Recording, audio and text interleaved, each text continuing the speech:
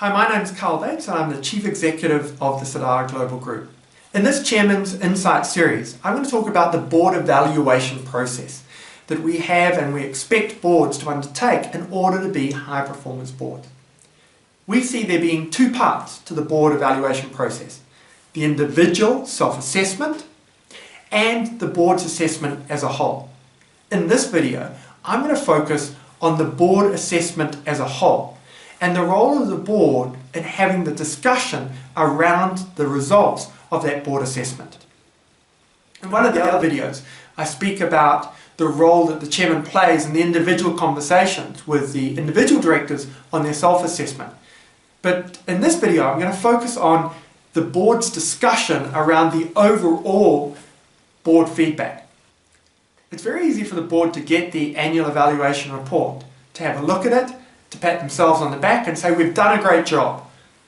It's also easy to look at the areas where you haven't done so well and justify why that was the case. In my book, Traversing the Avalanche, I talk about the need to be exceptionally critical of your own performance as a director. What is it that as a director you are doing or not doing in your role as a director on the board that's resulting in the performance of the board and ultimately in the performance of the company?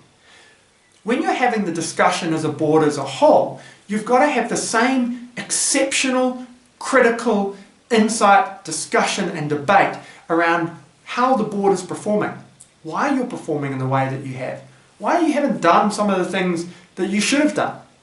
You know, a simple example is in a private company, it can be easy to say, well, we haven't done the chief executive evaluation because we're a private business and the chief executive is the founder and the shareholder.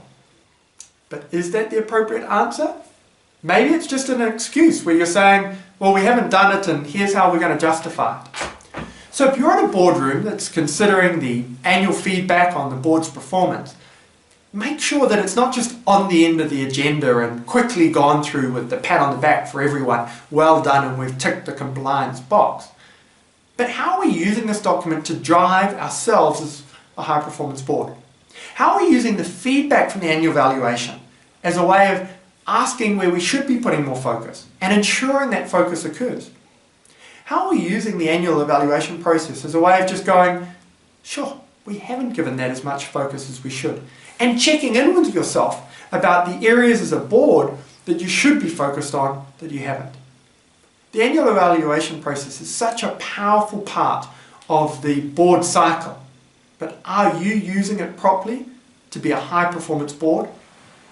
As a chairman of a board, are you using it to lead the boards that you lead as effectively as you could?